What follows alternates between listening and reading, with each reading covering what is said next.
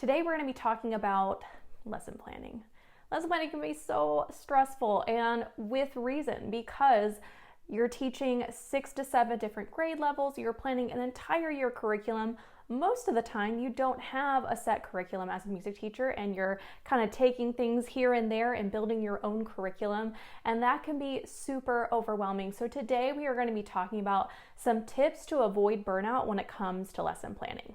Hey guys, if you are new around here, my name is Jessie. I am a kindergarten through 6th grade music teacher in Arizona, and here on this channel I love to share modern lesson ideas, planning and organizational tips, and also ukulele.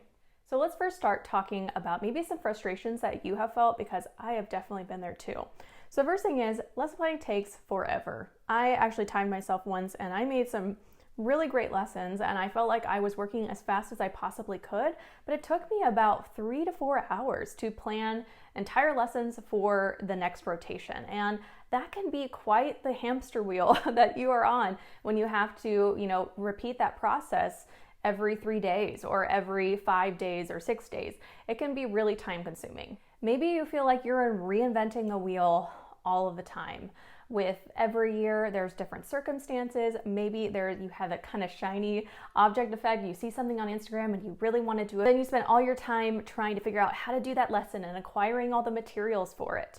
So that can be also a frustration. Maybe you've been teaching a while like me and you feel like you should have this set curriculum, but for some reason, just with saving lessons and trying to figure out a system of organization, you just feel like every year you're starting over from scratch. And finally, maybe you're feeling like you had to adapt and change and make new lessons or do lessons that you normally wouldn't do the last year or two. And now you're just kind of coming back to trying to remember, how did you teach pre-pandemic? So if you resonated with any of those frustrations, hopefully these tips will help you out, and let's dive into the first one. So one of the very first things that you can do to help you with lesson burnout is just to band grade levels together. I band K1 together, 2-3 together, and 5-6 together. I don't teach 4th grade, and that has been a game changer for me. And hear me out, because at first I felt very guilty about it, and there are so many teachers out there that they can do a different curriculum for every single grade level, but that's just not me, and maybe that's not you either. I found that it was incredibly hard for me to remember everything that I planned, because it is 7 different grade levels, and so that would be really tricky for me. And also I found that lesson planning took so long, because you're really trying to think through a curriculum for so many kids. So when you band grade levels together, I'm not saying that you do the same exact lesson, but let's just take K1 for example. So K1 are going to do the same warm-up song, they're going to do the same movement activity that you have, and they're going to also read the same book. But let's say that kindergarten is working on high and low, and 1st grade is learning reviewing ta and titi. Then that core part of their lesson, maybe that's the second part of the lesson, that's going to be different. But everything else, the fun, if you will, is going to be the same. And what I will do then is I have planned out the entire year like this, banding them, and then the next year I do have to make up new stuff. I do have to fill in with the fun activities with different things, but then I just can go back and forth. Year to year, I just flip-flop back and forth. And it really helps also with you as a teacher being able to hone in your craft and actually teach those lessons really, really well. The second tip I have for you is to talk less. I don't know how many times I've come home and feel like I have to be on vocal rest, or just don't want to talk to anybody, because as a teacher, you talk so much, you make so many decisions, and have to model so many things. And I have found that I really am intentionally thinking about, how can I talk less? How can I have the students do a lot of the modeling? How can I have them be involved in that learning process way more, and I am more of the facilitator? So really thinking about, what are the students doing versus what are you doing? The third thing you can do is start thinking about the rotations of types of lessons that you teach to students. So I really started looking at my lesson plans, my curriculum, with a bird's eye view. And what I mean by that is, I used to always do okay, this is going to be an instrument heavy lesson. I'm going to get out all of the mallet instruments, so I might as well just do a mallet lesson for all of the grade levels.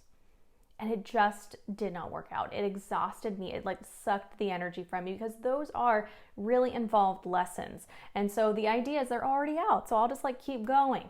But it's really hard to have your entire day be that really high focus, high energy kind of lesson. So I really like to think about pacing it out. So where I am more involved and where I'm less involved. So let's say, for example, K1 is going to do a really instrument heavy lesson. Then 2-3 is going to do a more hands-off lesson for me. Maybe that's a small group. I kind of model how to play this small group game, and then they send them off their way, and that's majority of the lesson.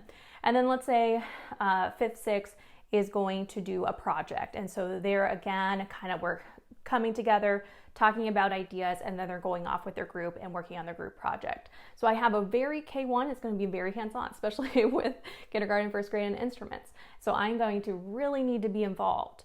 But then my other lessons, I can kind of, I can be more the facilitator, walking around. I don't have to be as much. I'm on in a different way, I should say. So really thinking about how can I rotate that through? And it's good for the students too, because it shouldn't be whole group all the time. And I think that's a rut that we can fall into.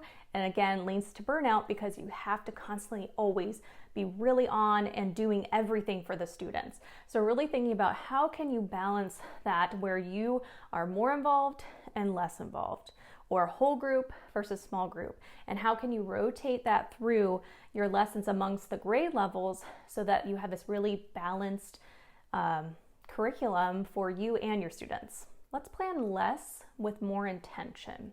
So for this, I want you to try not to just overplan all the time.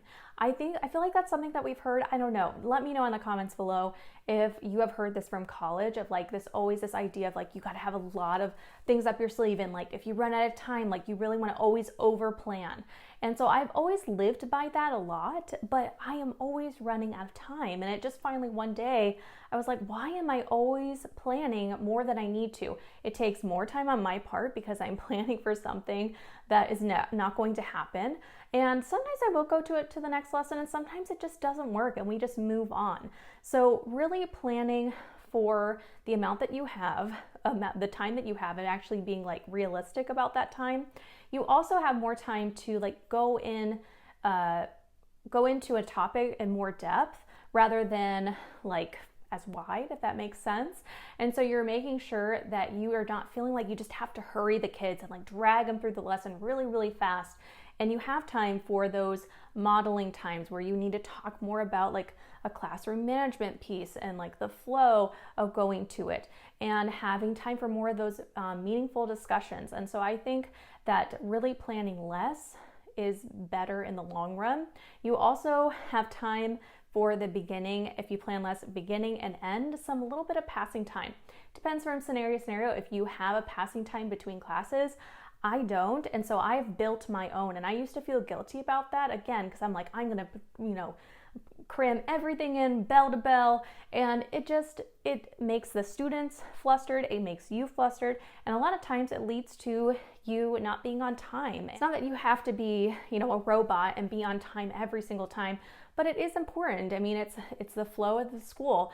And so I built in my own time. We're always 3 minutes in the beginning and 3 minutes at the end. And so really I think of my lessons more of like 25 minutes. And at first I felt guilty about that, but then it just made everything more meaningful because we could take our time and we could also exit and enter in a calm manner. And it led to less frustration for me and the kids. And finally, some of these I've been a broken record if you've been watching my January videos, but just the ebb and flow of the energy, of the vibe in the classroom. So really think about when you're lesson planning, what are your super high energy activities and what are your lower energy parts of the lesson? And both are valuable. I really don't want to get in this idea of like high energy is good and low energy is bad. It's just thinking about through what's going to excite students. My students are so easily excited, and it's awesome. They're like really excited about what they do and they're learning. But sometimes it's hard to manage that and keep that into being productive rather than destructive. So making sure that you're thinking about that ebb and flow of energy, going from medium to maybe a high energy activity, then a low energy activity, and so on and so forth. So kind of riding that curve and making sure you're always ending class with a low energy activity so that we kind of reset before they leave and you feel fresh for when the next class comes in. You're not like recovering from a high energy activity and everyone's, crazy, for lack of a better word. Okay guys, those are my tips for you. Let's quickly review. So the first one is band grade levels together. This one is optional. Like if you are feeling like you're like, Jessie, I got this. Like I've been teaching all my different curriculums, I got that down stat, great. But if you are like me and have like the memory of a goldfish and you feel kind of flustered and can't remember what you have lesson planned, then maybe try banding some grade levels together. Second, plan to talk less.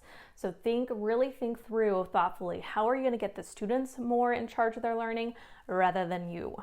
3 is the rotation of different types of lessons, especially if you teach like me where you only have like 25, 30 minutes. You really have to kind of think of that rotation because it's hard to fit in all those different pieces of the lesson when you only have 30 minutes. So sometimes I have to kind of chunk it out where I do a few types of things in this lesson and then we have a few types of things in this lesson and then I have to kind of rotate through rather than doing all of them in one, 50-minute lesson. So if you are like me, definitely think of that rotation.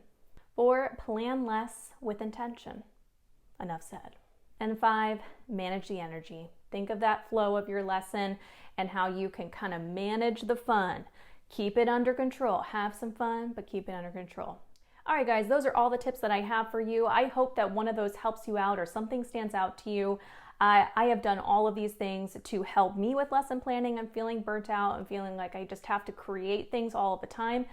Being creative is no joke. Like you need to have that kind of creative rest and that space to build amazing lessons for your students. And it takes a lot of energy and time. So hopefully these will help you out with being able to keep it going and have fun with your kids.